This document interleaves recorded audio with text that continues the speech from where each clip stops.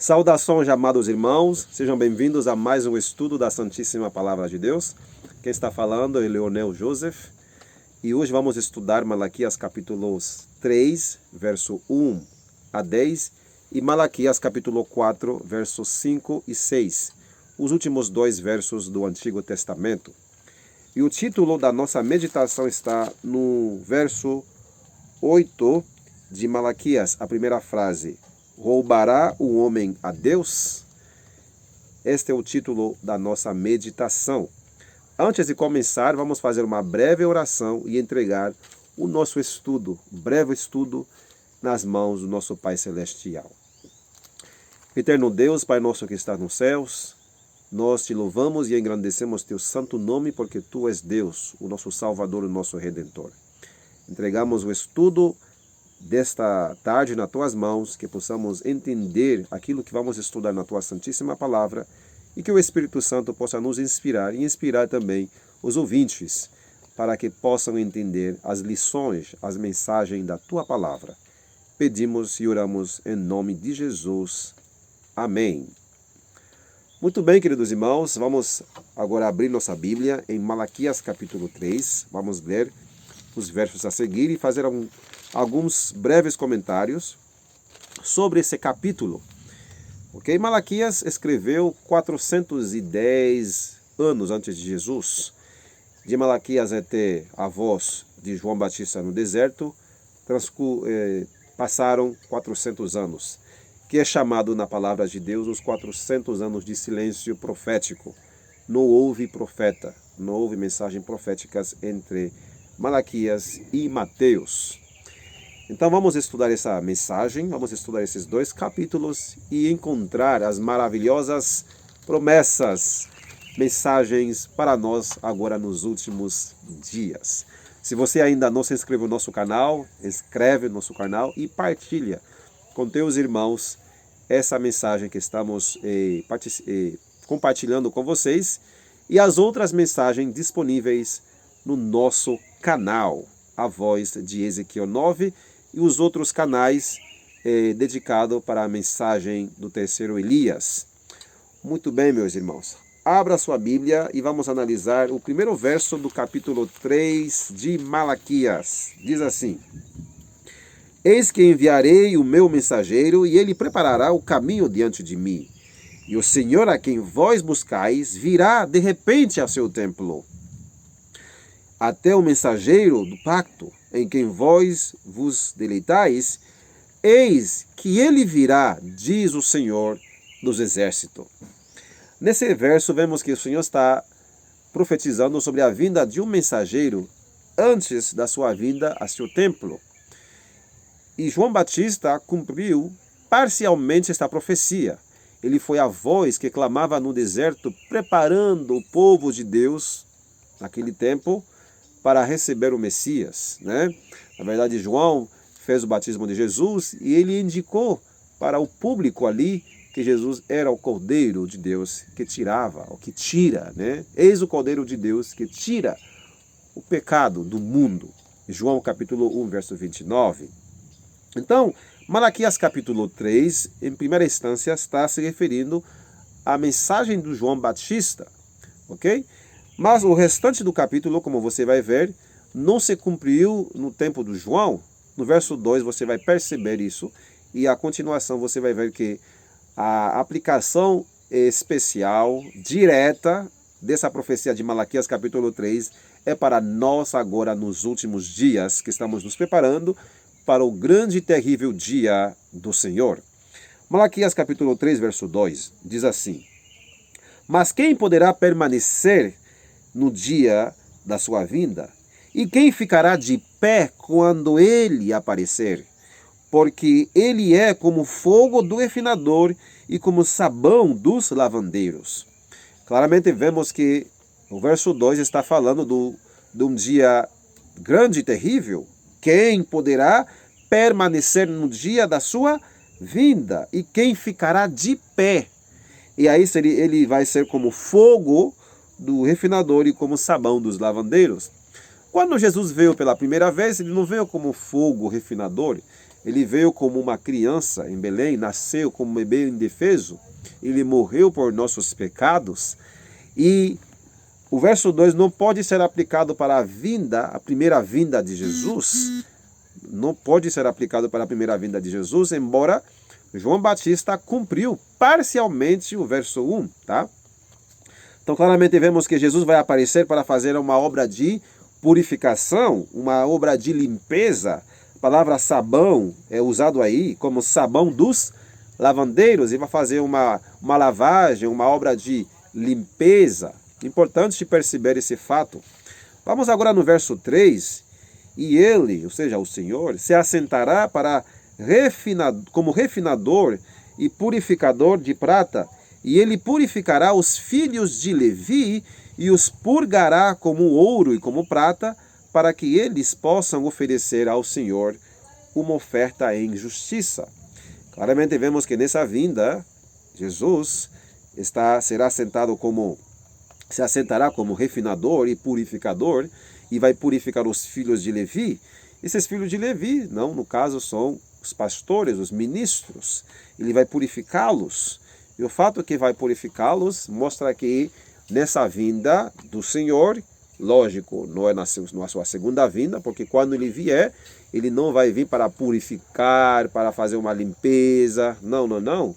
Na sua vinda, ele vai levar a sua igreja para passar 1000 anos nas mansões celestiais, né? Todo estará já purificado pouco antes da volta de Jesus, né? Ainda em tempo de graça. Os nossos pecados têm que ser purificados, né? Têm que ser perdoados ainda em tempo de graça, porque quando fechar a porta da graça, não há mais purificação, não há mais intercessão para o pecador.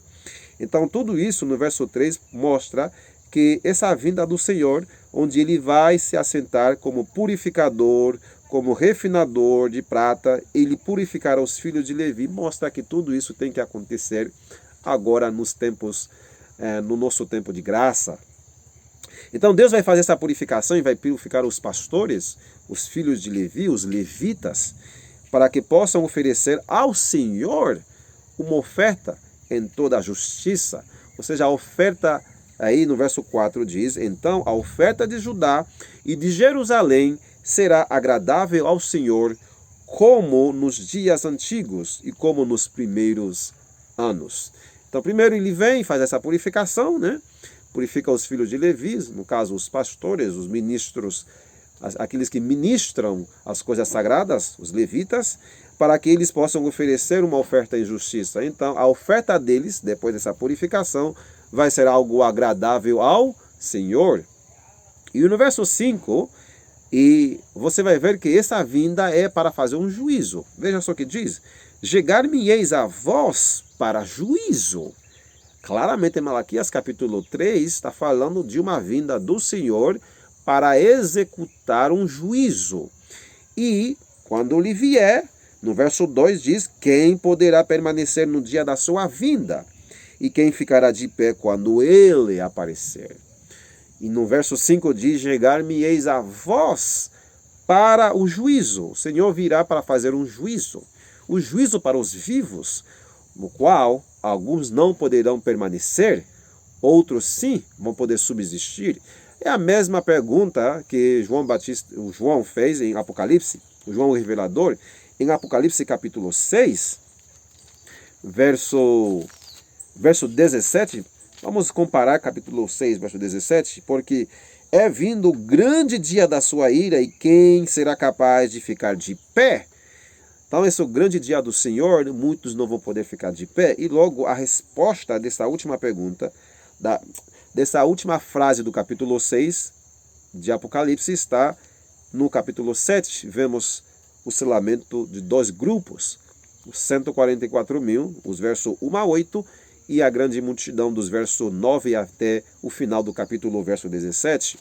Então, nessa vinda, o Senhor virá como um juízo em Malaquias, ok? E vai fazer uma obra de purificação. E Deus, aí o profeta vai fazer uma lista de pecados, né? Que vai provocar o juízo, né? Chegar-me-eis a vós para o juízo, e eu serei uma testemunha veloz contra os feiticeiros, aqueles que mexem com macumba, com magia, etc. Contra os adúlteros, aqueles que não respeitam os votos matrimoniais, aqueles que adulteram, tanto em pensamento como no ato. Como Jesus falou, quem olha uma mulher com um desejo impuro no coração, já está cometendo o adultério com ela. Então Deus virá para fazer um juízo contra, primeiro, os feiticeiros, segundo, os adúlteros, terceiro, contra os que juram falsamente, o 9º mandamento. Aí o adultério e o 7º mandamento, né? Contra os que juram falsamente, e continua, contra os que oprimem os trabalhadores em seus salários, a viúva e o órfão, e que desviam o estrangeiro do seu direito, e não me temem, diz o Senhor dos Exércitos. Então o juízo do Senhor vai ser contra essas pessoas, né? Feiticeiros, adúlteros, aqueles que são os mentirosos, por isso a palavra de Deus que nenhum mentiroso herdará o reino do céu, ficarão de lado de fora da Nova Jerusalém. Misericórdia, meus irmãos. Não precisamos estar falando mentira. E a pior mentira que muitos estão falando hoje, professos cristãos falando, é que quando os profetas da palavra de Deus dizem que algo vai acontecer, aí vem os falsos profetas e dizem que não é assim. É como se os profetas verdadeiros do Senhor, na sua palavra, na Bíblia, estariam falando mentira, levantando falso testemunho contra os profetas de Deus. E uma dessas mentiras é, Ellen White diz no livro Manuscritos Inéditos, volume 1, página 260, no seu nome em inglês, Manuscript Releases, volume 1, página 260, Ellen White diz que estudai o 9º capítulo de Ezequiel, essas palavras se cumprirão literalmente, mas o tempo passa e o povo está adormecido. Então, claramente, a serva do Senhor nos adverte, nos diz que devemos estudar, nos preparar para o juízo. O Senhor virá para fazer um juízo na sua casa. Veja só no verso 1, e ele preparará o caminho diante de mim, e o Senhor a quem vós buscais virá de repente a seu templo. O Senhor virá a seu templo, a sua igreja. E o propósito dessa visita na sua igreja é, primeiro, fazer uma limpeza, vai limpar, purificar os filhos de Levi, que estão numa situação degradável, né? Uma situação de apostasia, vai limpar os levitas, os ministros, e para que eles possam oferecer uma oferta em toda a justiça. E a partir do verso 5 ele fez uma lista de pecados entre o povo de Deus. Veja só, essa lista de pecado não está se referindo aos mundanos. Não, meus irmãos. Os feiticeiros, os que mexem com macumbaria. De repente aqui no Brasil não é comum, mas em outros países, alguns países, tem pessoas que praticam feitiçaria, que praticam macumbaria, que mexem até professos cristãos, né? Cristãos de nome, vão lá e mexem com essas coisas. Infelizmente, tem pessoas que fazem isso. Adúlteros, os mentirosos, né? Que juram falsamente e oprimem aqueles que trabalham com eles, não ajudam a viúva e órfão, né? E desviam o seu direito para o estrangeiro, não ajudam ninguém e não temem ao Senhor. E quem são essas pessoas? Verso 6 vai dizer: pois eu, o Senhor, eu não mudo, por isso vós, filhos de Jacó, não sois consumidos. Deus está falando para os jacobitas, os israelitas espirituais, né? Vós, filho de Jacó, não pode ser de outras pessoas, está falando da sua igreja, ok? E visto que esta profecia tem que ser cumprida agora, no grande e terrível dia do Senhor, esse vós, filhos de Jacó, não pode estar se referindo ao tempo do profeta Malaquias, muito menos no tempo de João Batista, e tem que ser agora nos últimos dias. Como você sabe disso? O verso 5 diz: chegar-me-eis a vós para o juízo. Então o Senhor vai vir aqui para fazer um juízo. Na primeira vinda de Jesus, ele não veio para executar um juízo. Ele não veio como fogo. Não. Malaquias capítulo 3 tem uma aplicação direta para os jacobitas, os israelitas, agora nos últimos dias. Amém? Então, embora João Batista tenha fez um cumprimento parcial de Malaquias capítulo 3, mas o cumprimento e aplicação direta é para agora, os últimos dias, durante o grande e terrível dia do Senhor. Então, aqui, verso 6, mostra com quem o Senhor está falando. Vós, filhos de Jacó, por isso não sois consumidos. Agora, no verso 7, Deus vai começar a fazer uma conversa com o povo. Primeiro, ele apresenta a lista do pecado ali, mas a lista não termina aí. Aí vai começar a fazer uma conversa com o povo. Verso 7 diz: Desde os dias dos vossos pais, vos tende desviado das minhas ordenanças, e não as tende guardado. Retornai para mim, e eu retornarei para vós, diz o Senhor dos Exércitos. Mas vós dizeis: em que havemos de retornar? Então Deus está dizendo que desde os dias lá dos nossos antepassados, os antigos israelitas, né? O Israel do passado, lembrando que o povo de Israel foi espalhado entre todas as nações, como diz Tiago capítulo 1, verso 1, Tiago, um servo de Deus e do Senhor Jesus Cristo, as 12 tribos que andam dispersas no exterior, saudações. Tiago 1, verso 1. Então claramente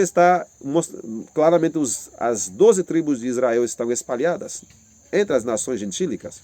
Então esses vós, filhos de Jacó, está se referindo ao povo de Deus, aos jacobitas, os israelitas, os quais devem ser selados agora no selamento dos 144 mil das 12 tribos dos filhos de Israel. Apocalipse capítulo 7, verso 4 até o 8, né? Então Deus vai fazer uma conversa com eles aí. Desde os dias dos vossos pais, no passado, vos tendes desviado de mim. E o povo diz assim ao Senhor, o Senhor está rogando para o povo para retornar para Deus, fazer um arrependimento genuíno, se consagrar a Deus completamente. E o povo perguntou para o Senhor: em que havemos de retornar? Aí Deus vai direto no ponto, no verso 8. Roubará o homem a Deus? Todavia, vós me roubais. Mas vós dizeis: em que te roubamos? E o Senhor responde aí: nos dízimos e nas ofertas. Então Deus diz assim: pode um homem roubar a Deus? E o povo pergunta: Senhor, mas em que te roubamos? Em que estamos te roubando? E o Senhor claramente diz que o seu povo, os jacobitas agora, a sua igreja, que é a igreja adventista do sétimo dia, o povo de Deus agora nos últimos dias, o Senhor diz: vocês me estão me roubando? Ok? Em que te roubamos, Senhor? Nos dízimos e nas ofertas. Malaquias capítulo 3, verso 8. É um dos versos mais conhecidos e mais lido, não somente na igreja adventista, mas em todas as outras igrejas, né, onde se praticam onde se recolhem os dízimos e as ofertas. Aí Deus continua no verso 9. Veja só o que Deus está dizendo. Vós sois amaldiçoados como uma maldição, pois vós mesmo me roubaste toda esta nação. Deus está dizendo que o povo inteiro, a igreja, a denominação completa, toda a denominação está roubando ao Senhor. Mas eu pergunto, será que não tem adventistas fiéis? Não tem jacobitas, né? O Jacó aí se refere ao povo de Deus agora nos últimos dias. Lembrando que a igreja adventista é a única igreja na atualidade que pode ser chamada de Israel. Por quê? Ela tem as mesmas doutrinas do antigo povo de Israel. Primeiro, a doutrina mais importante, central da doutrina adventista do sétimo dia é o santuário. E sabemos que Jesus está no lugar santíssimo, intercedendo por nós, por seu povo. Importante isso, Jesus está no lugar santíssimo. E no antigo Israel, o santuário era o centro do culto israelita. Todas as suas festas, cerimônias se concentravam e se voltavam para o santuário. É importante isso, tá? Segundo, além do santuário, a igreja adventista tem o sistema de profecia, o espírito de profecias que se manifesta no meio do povo de Deus, igual que se manifestava nos ministérios dos antigos profetas. Terceiro, a igreja adventista tem o decálogo, a lei moral, inclusive o sábado, igual que acontecia com o antigo Israel. Aí o antigo Israel tinha o decálogo e guardava um sábado, que é um sinal entre Deus e seu povo. Ezequiel capítulo 20, verso 12 e o verso 20. Importante ver essas características semelhantes, né? Essas semelhanças entre o antigo povo de Israel e o Israel moderno. Além disso, a Igreja Adventista do Sétimo Dia, igual que o antigo povo de Deus, tinha um regime especial para eles. Eles não comiam qualquer coisa, igual hoje o povo de Deus não come. Temos a doutrina, a reforma de saúde, né? Temos a reforma de saúde básico, que é Levítico capítulo 11, o básico, ou seja, não comer carne de porco, ratos, peixe de couro, essas coisas que é o básico, né? E também temos a reforma de saúde avançada, né? Que foi dada numa grande visão, né? No mês de junho, em 1863, na grande visão que Deus deu para a sua serva Ellen White, onde Deus fez uma reforma de saúde mais profunda, o abandono do regime alimentar cárneo, né? Onde devemos que ser vegetarianos. Então, na atualidade, a única denominação com doutrinas semelhantes ao do antigo povo de Israel chama-se Igreja Adventista do Sétimo Dia.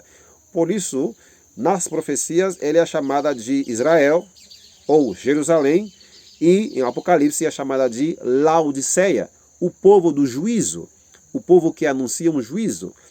E o fato que Malaquias capítulo 3, verso 5 diz: chegar-me-eis a vós para um juízo.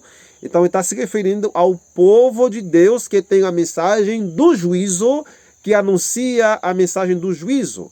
Temer a Deus, dar-lhe glória, porque vinda é a hora do seu juízo. Então a igreja é a igreja do juízo, Laodiceia. Então por isso a igreja não pode ser chamada de Babilônia.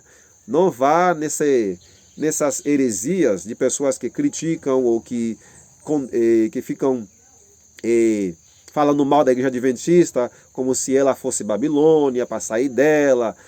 Infelizmente tem muita gente, muitas pessoas com más intenções, dizendo que ela é Babilônia e que ela já caiu, não é mais povo de Deus. Porém, não tem base na Bíblia nem no espírito de profecia que a igreja adventista é Babilônia. Não é. Ela é Laodiceia, ela é chamada de Jerusalém ou Israel, o Israel moderno, no qual Deus vai selar os remanescentes, aqueles que vão dar o alto clamor. Esse é o propósito deste canal, a voz de Ezequiel 9, e o propósito do estudo de hoje, provar o que Deus vai mostrar para vocês, o que Deus vai fazer na sua amada igreja. Continuamos com o texto. Aí vemos que Deus tem uma controvérsia com o seu povo com relação ao dinheiro, ok?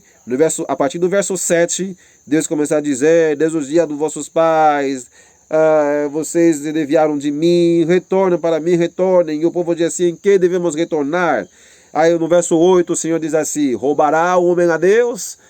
Todavia vós me roubais nos dízimos. E o povo diz assim: em que te roubamos? É como se o povo diz assim: Senhor, como assim que estamos te roubando? Nós devolvemos dízimo, devolvemos ofertas. Lembrando que no tempo de João Batista, o povo também era zeloso, devolvendo dízimo até do hortelã. Ou seja, eles eram fiéis, pessoas devolviam a parte do Senhor. E o templo, o sistema sacrificial dos ritos, era um sistema rico, riquíssimo, em donativos, dízimos e ofertas. Então o povo fazia assim, e hoje também a Igreja Adventista é uma das denominações mais prósperas do mundo, glória a Deus por isso. Mas o Senhor tem essa controvérsia, e o povo assustado diz: Senhor, em que te roubamos? Nós devolvemos os nossos dízimos e também damos ofertas voluntárias, e até tem pessoas que devolvem 10% de dízimo e 20% de oferta, ou seja, 30% do seu salário. Outros devolvem 10% de dízimo, 5% de oferta. Outros devolvem 50%. Ou seja, tem pessoas generosas. Porém, veja só o que diz a palavra de Deus, verso 9. Vós sois amaldiçoados com uma maldição, pois vós mesmo me roubaste toda esta denominação, toda esta nação. Qual é o dilema? Qual é o problema dessa mensagem aí? É simples. O dinheiro de Deus é devolvido para fazer a obra de Deus. Lembrando que Malaquias capítulo 3 é uma mensagem do juízo. É uma mensagem que anuncia a vinda de um mensageiro que deve preparar a vinda do Senhor Jesus para executar um juízo no seu templo. Malaquias capítulo 3 e Malaquias capítulo 3, verso 1, verso 2 e verso 5. E no final do capítulo 4, indo para o capítulo 4, olha só o que diz a palavra de Deus. Eis que eu vos enviarei Elias, o profeta, antes da vinda do grande e terrível dia do Senhor. E ele converterá o coração dos pais aos filhos e o coração dos filhos aos seus pais, para que eu não venha e feira a terra com uma maldição. Claramente, meus irmãos, aqui nessa mensagem aqui de Malaquias capítulo 4, vemos que está falando de um Elias, né? Que deve vir para preparar para o grande e terrível dia do Senhor, uma mensagem de advertência para o povo de Deus. Lembrando que Elias foi enviado para o Israel no Antigo Testamento, quando Israel estava numa apostasia com o rei Acabe e com a rainha pagã ímpia Jezabel. Jezabel nem era israelita, né? Ela levou os filhos de Israel para a apostasia, tanto o rei como o povo de Israel, né? Quase em sua totalidade. E tinha muita abominação, muita corrupção, muita apostasia. Então Deus levantou Elias com uma severa mensagem de advertência para seu povo. Aí, no tempo de João Batista também, que foi o Elias do seu tempo, João Batista veio com uma mensagem forte para o povo de Deus. Você pode ver isso em Mateus capítulo 3, né? Mateus capítulo 3, verso 7, aí João Batista vai falar, né? No verso 3 diz assim, a voz de um clamando no deserto, preparar o caminho do Senhor, fazei planos os seus caminhos. Então este João tinha as suas vestes como pelo de camelo. Então vemos que ele vinha com uma mensagem forte. Veja só que diz assim, falando com os povos ao povo lá no tempo dele, né? Mas ele vindo, muitos dos fariseus e dos saduceus, que eram os grandes líderes naquela época, que vinham a seu batismo, disse-lhes, geração de víboras, quem vos advertiu para fugir da ira vindoura? Dai, pois, fruto dignos de arrependimento. Então, claramente vemos que João Batista era o Elias do seu tempo, veio para preparar o caminho do Senhor, ok? Para preparar a primeira vinda de Jesus. E esse Elias aqui de Malaquias capítulo 4, esse Elias de Malaquias capítulo 4 não é João Batista, como diz assim, eis que vos enviarei Elias o profeta antes da vinda do grande e terrível dia do Senhor. Lembrando, na primeira vinda de Jesus, como eu já falei, não era o grande e terrível dia do Senhor, o grande dia do juízo. Então essa mensagem de Malaquias capítulo 3 e 4 é uma mensagem para nós, o povo de Deus, a Igreja Adventista do sétimo dia, agora, antes de entrarmos no grande e terrível dia do Senhor. E precisamos compreender essa mensagem do juízo, precisamos promover essa mensagem do juízo, saber o que Deus vai fazer, como subsistir no grande dia do Senhor. Mas veja só o que está acontecendo. Geralmente nós usamos Malaquias capítulo 3, somente nos versos 8 e 9, né? Roubará o homem a Deus, todavia me roubais, vós me dizeis em que roubamos, nos dízimos e as ofertas. E o povo está usando Malaquias para coletar dízimos e ofertas. Porém, sabemos que a mensagem principal de Malaquias 3 e 4 não é questão de dízimo e oferta. A mensagem principal de Malaquias é a mensagem do juízo. Leia bem Malaquias capítulo 3 na sua integralidade. Você vai ver que o Senhor envia um mensageiro, alguém que no espírito e poder de Elias, para anunciar ao povo de Deus que vai chegar um juízo terrível, que o povo precisa se preparar. Ok? No verso 2 diz, quem poderá subsistir? Quem vai poder ficar de pé quando ele aparecer para fazer uma obra do juízo? Ele vai aparecer como sabão, com fogo, refinador, com sabão dos lavandeiros, vai sentar como refinador e purificador de prata. vai purificar os filhos de Levi, como já falei logo no início do vídeo, que essa obra de purificação, de lavagem, de limpeza, não é na volta de Jesus. Ellen White diz no livro Maranata, que a obra de purificação, a obra de se afastar dos seus pecados, nossos pecados, de nos purificar, tem que acontecer antes da vinda do Senhor Jesus. Tem que acontecer antes, não na vinda do Senhor. Nós temos que nos purificar agora no tempo de graça. Então é isso que Malaquias está querendo dizer. Se prepare, se purifique, porque Deus vai se manifestar na sua igreja. E no verso 5 mostra que ele vem para fazer um juízo. Porém, os nossos grandes líderes estão usando Malaquias, mas sem dar a mensagem do juízo, sem promover a mensagem de Elias, Malaquias capítulo 4, verso 5.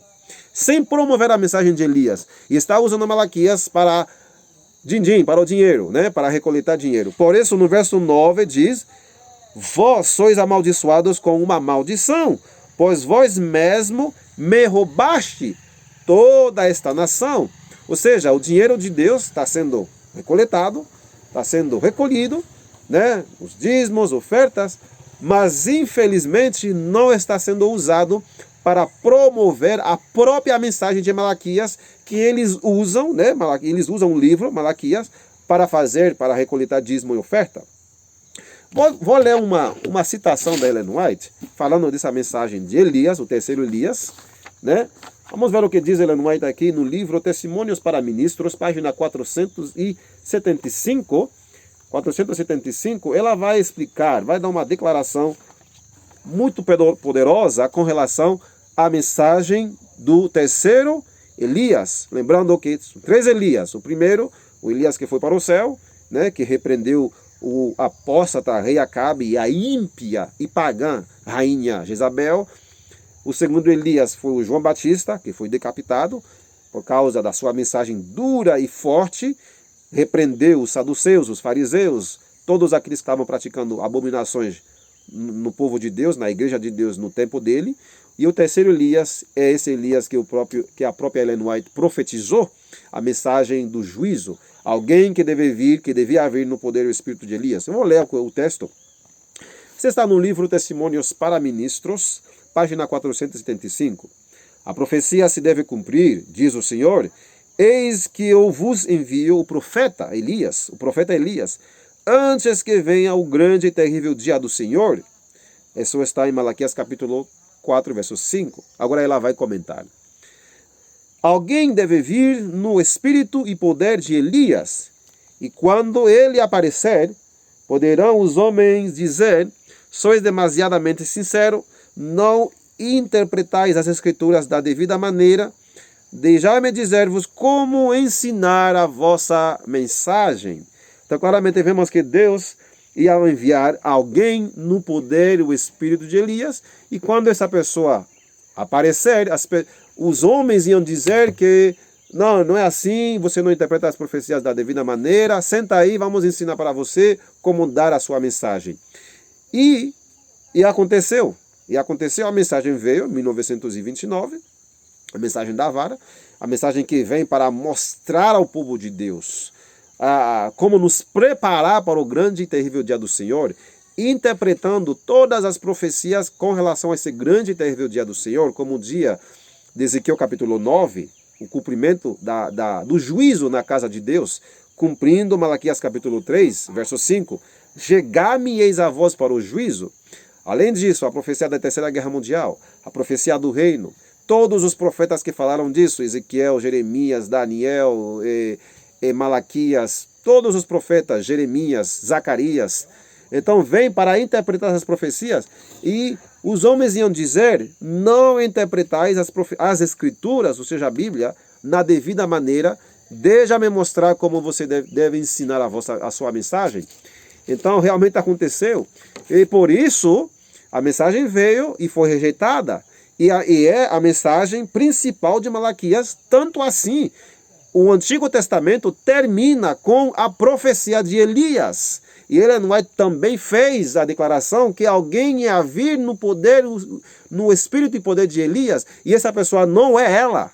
Não é ela, porque ela tinha mais de 46 anos de ministério profético quando ela escreveu esse texto em 1890. Lembrando que ela começou a profetizar seu ministério, ela começou seu ministério profético em 1844. Então ela não deveria estar falando dela mesma, como alguns teólogos, alguns compiladores, lá no final do livro, tentando desfazer essa profecia dela, no próprio livro dela. Eles escreveram uma nota explicando, dizendo que essa profecia que ela fez aí está se referindo a ela mesma, a sua própria obra. Veja só que absurdo. Isso está na página 500 e diz esse ver apêndices. Logo no final do livro, eles vão dizer que Ellen White falou da sua própria obra, ou seja, profetizou da sua própria obra. Enfim, por que estou falando isso? Deus diz em Malaquias capítulo 3, verso 8, 9, dizendo, o povo perguntou, em quem te roubamos? Estamos te roubando em quê, Senhor? Nos dízimos e nas ofertas. E aí no verso 9 diz que não é alguns que está roubando, é toda a nação, toda a denominação. Qual é essa denominação? A denominação que tem a mensagem do juízo, que é a Igreja Adventista, Laodiceia, o verso 5. A denominação que tem a mensagem para os últimos dias, a denominação que é chamada de Israel. O verso 6 diz, vós, filho de Jacó. Então não está falando de Babilônia, do povo de fora, está falando do povo de Deus. Então toda esta nação, toda esta denominação, toda a igreja. Aí alguém vai dizer, mas não tem adventistas fiéis? Claro que sim que tem. Milhares e milhares, milhões para não dizer, que sustenta a obra de Deus, a casa de Deus. Mas o dinheiro sagrado do Senhor, igual que no tempo de Jesus, os próprios líderes grandes usavam os meios sagrados para perseguir não somente a mensagem de João Batista, também para perseguir a mensagem do próprio Filho de Deus. E é isso que está acontecendo, meus irmãos. Então, os próprios meios sagrados, que é para a pregação do Evangelho, para o avanço do reino de Deus, para preparar o povo para não cair no terrível juízo prestes a acontecer na casa de Deus, eles estão usando esses mesmos meios para perseguir a própria mensagem, dizendo que são dissidentes, não presta, não vale nada, até a própria profecia de Ellen White. Ou seja, não somente os profetas, todos os profetas, como muitos estão rejeitando, dizendo que essas profecias não foram para nós, era para o povo de Deus lá no passado, e o povo pecou, e essas profecias não vão se cumprir, com relação à profecia do reino, que está em Isaías capítulo 11, Isaías capítulo 2, capítulo 49, etc. Ezequiel capítulo 36, capítulo 37, 47, 48, Jeremias 30, Jeremias 23, Jeremias 31 e outros capítulos, Zacarias 2, Zacarias 8, enfim, são muitas profecias que Deus diz que para os últimos dias, que fala do reino, estabelecimento do reino, que vai ser o refúgio para o povo de Deus, mas vemos muitos grandes líderes, apoiados pelo próprio dinheiro de Deus, combatendo a mensagem de Deus. E Deus de cima, quando olha toda essa situação, diz que a nação toda está roubando. Não os pequenininhos que devolvem, sim devolvem, pessoas que trabalham, humilde, que vai lá e devolve, se o dízimo, se a oferta. Mas qual o propósito desse dinheiro? É para promover a heresia? Para combater a mensagem de Deus? É para fazer com que o povo de Deus pereça no juízo? Qual o propósito de um levita na casa de Deus? Qual foi o propósito? Qual é o propósito original que Deus colocou levitas na sua igreja, na sua casa? É para ensinar. O próprio Malaquias diz assim, capítulo 2, Malaquias 2, verso 7 diz, porque os lábios do sacerdote devem guardar o conhecimento. Malaquias 2, 7. Os lábios do sacerdote devem guardar conhecimento. Que tipo de conhecimento? Primeiro, conhecimento espiritual, para guiar o povo, levar o povo no caminho reto da salvação, para que nenhum pereça no dia do juízo, meus irmãos. Isso não pode ser uma mensagem que vem para atacar a igreja, criticar pastores. Não, não, não, meus irmãos. É uma mensagem de advertência para o povo de Deus. E visto que muitos estão rejeitando, Estamos disponibilizando a mensagem nas redes sociais e graças a Deus está chegando a milhares e milhares de pessoas fiéis e estão vendo que Deus sim vai purificar a sua igreja. Deus sim vai intervir a sua igreja. E a única maneira para que a igreja adventista siga no jeito que está é se ela fosse uma igreja de Babilônia, que não é de Deus. Então Deus não vai fazer nada mesmo, vai ficar nessa bagunça. Pois é, meus irmãos. Então não se deixem enganar por pessoas com más intenções, que dizer que não escuta, não estude, está tudo certo, vamos para o céu desse jeito. Não, a Bíblia não ensina isso, meus irmãos. Nem o espírito de profecia. Deus é um Deus zeloso e precisa um povo zeloso, um povo que se santifica, que teme o nome dele.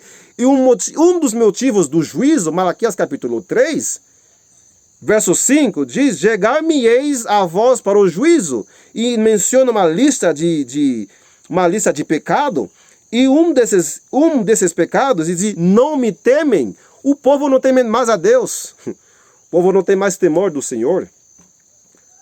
Poucos têm o temor de Deus. Poucos querem viver uma vida de santificação, de temor ao Senhor. É como diz Ezequiel capítulo 9. Lembrando, Ezequiel 9 é o juízo para nós. Ele não vai dizer isso em vários livros. E a Bíblia diz que é para Jerusalém. Qual é um dos motivos? Ezequiel 9:9 diz que o Senhor não vê, o Senhor abandonou a terra.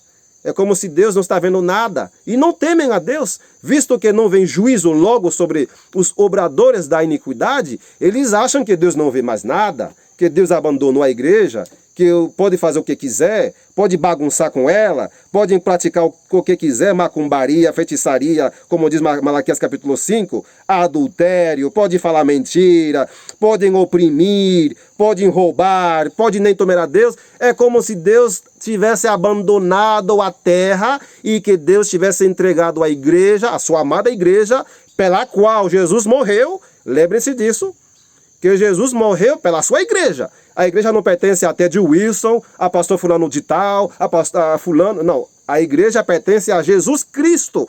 Foi ele que morreu. E na hora do seu batismo, você foi batizado no nome de quem? No nome do Pai, do Filho e do Espírito Santo. Você não foi batizado no nome do Leonel, no nome de pastor fulano, no nome do pastor Metrano, no nome de Ted Wilson. Você foi batizado no nome de Jesus, que morreu por ti. Então ele não vai abandonar a sua amada igreja. E ai de você, sendo membro dessa igreja, querendo bagunçar. Juízo de Deus vai cair sobre ti.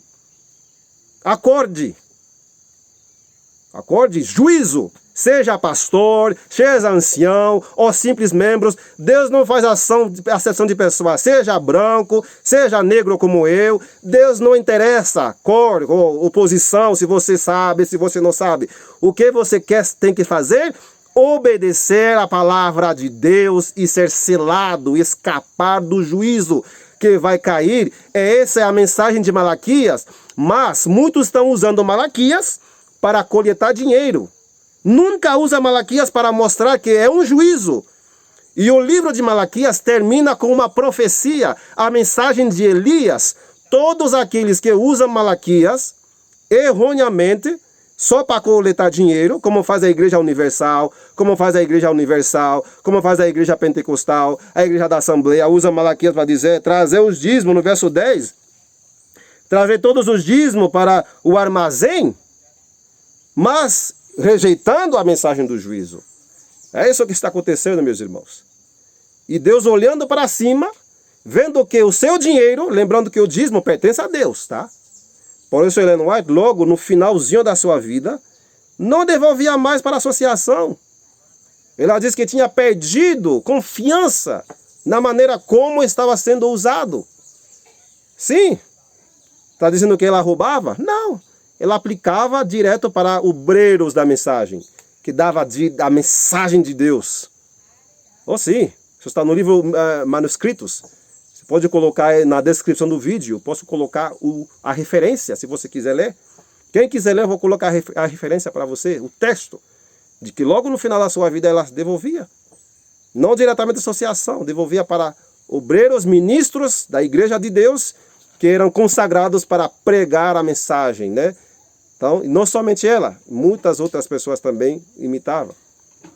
Então, claramente, Deus está querendo dizer que a única maneira para você não roubar ao Senhor e não ser chamado de ladrão na casa de Deus é você obedecer à mensagem de Malaquias, a mensagem do terceiro Elias.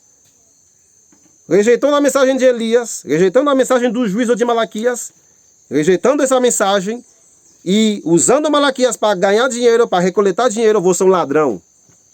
Malaquias não é para dinheiro, Malaquias é para uma mensagem do juízo. Malaquias capítulo 2, verso 7 diz: porque os lábios do sacerdote devem guardar o conhecimento, e eles devem buscar a lei em sua boca, porque ele é o mensageiro do Senhor dos Exércitos. O pastor tem que ter mensagem na sua boca, a lei de Deus, um assíduo do Senhor na sua boca, por isso é pago. Pago pelo dízimo do Senhor, porque na sua boca tem que ter conhecimento. Conhecimento da Bíblia e do espírito de profecia. Não há alguém que vai dizer, não é assim, a igreja não ensina assim, a associação não ensina assim. Não interessa a Deus isso aí. O que Deus interessa, o conhecimento da sua palavra. E quem não faz isso, e está usando Malaquias para ganhar dinheiro, é um ladrão. Por isso Deus diz, por isso vós mesmo me roubais, todos vocês. Mas na igreja adventista tem fiéis, como que todos estão roubando? É porque devolvem e o dinheiro é usado para outros fins. Sim? Devolvem, os fiéisinhos lá que trabalham na agricultura, na escola, qualquer negócio, devolvem fielmente e chega o dinheiro que é usado. Para que é usado? Vocês sabem, né? Então, se você está sendo mal alimentado, veja só o que diz o verso 10, com isso terminamos a nossa meditação. Trazei todos os dízimos para o armazém, para que haja alimento na minha casa. Então Deus está dando ordem de trazer todos os dízimos para o armazém. Algumas versões dizem para a casa do tesouro. Armazém. O que tem no armazém? Alimento. Para que haja alimento na minha casa, na minha igreja. E provai-me agora com isto, diz o Senhor dos Exércitos, se eu não vos abrir as janelas do céu e derramar sobre vós uma bênção que não haja espaço suficiente para recebê-la. Então, claramente, o propósito, a ordem do Senhor agora, depois de mostrar que toda esta nação está roubando a Deus, agora Deus está dizendo para os fiéis, né? Aqueles que querem alimento sólido, diz trazer todos os dízimos para o armazém, ou seja, a casa do tesouro, onde há alimento, para que haja alimento para a minha casa. Então o dízimo para que haja alimento na casa de Deus, que tipo de alimento? Primeiro, alimento espiritual, sólido. E segundo, alimento para sustentar os pobres, né? Como diz assim, a viúva, o órfão, o estrangeiro, né? Aqueles que estão numa condição de situação econômica precária. E diz assim, todos os dízimos. O que significa isso? No livro Patriarcas e Profetas, no capítulo, eu não lembro o número do capítulo, e vai falar do segundo dízimo. Ela mostra que são 2 dízimos. O primeiro dízimo para os levitas, aqueles, né? E o segundo dízimo e para os mais pobres, aquelas pessoas com problema, com dificuldade na casa de Deus. Então, todos os dízimos, ou seja, os dois, você ganha R$100, R$10 para a casa de Deus, para a obra do Evangelho, para a pregação do Evangelho, e fica 90. De R$90 você saca o outro dízimo, que é R$9, ok? R$9, e daí para promover obra beneficência, oferta para a igreja de Deus, para que haja alimento, tanto espiritual, como alimento físico, para ajudar. Malaquias 3, verso 5. Viúvo, órfão, estrangeiro. E ele vai explicar esse sistema do primeiro e segundo dízimo. Eu posso fazer outro vídeo para explicar isso para vocês. Mas enfim, o fato é que Malaquias não pode ser usado de maneira isolada. Só pegar o verso 8 a 10 e esquecer os primeiros versos do capítulo e se esqueçam como é que termina o livro de Malaquias. O livro de Malaquias termina assim: eis que vos enviarei Elias, o profeta, antes que venha o dia grande e terrível do Senhor. E ele converterá o coração dos pais aos filhos e o coração dos filhos aos seus pais, para que eu não venha e fira a terra com uma maldição. Deus abençoe todos vocês e que possamos entender o propósito da mensagem de Elias de hoje. A mensagem do alimento sólido. A mensagem que vai nos dizer o que Deus vai fazer durante o seu grande e terrível dia. A mensagem que está desvendando todas as profecias dos últimos dias. É a mensagem que tem o alimento sólido. Por isso no verso 10 diz, para que haja alimento, trazer todos os dízimos para que haja alimento na minha casa. A casa de Deus é a sua igreja. E o armazém é onde está o alimento. Que Deus nos abençoe. Que Deus derrame sobre todos vocês uma bênção sem medida, como diz o verso 10 do capítulo 3. E assim estaremos fazendo a vontade do nosso Senhor Deus na sua amada casa de oração. Até a próxima apresentação. Muito obrigado pela sua presença e assistência. Dá um like nesse vídeo e compartilhe ao máximo. Veja várias vezes para entender realmente o que está em jogo. E assim estaremos nos preparando, suspirando, gemendo por causa de todas as abominações que se cometem na casa de Deus. Até a próxima.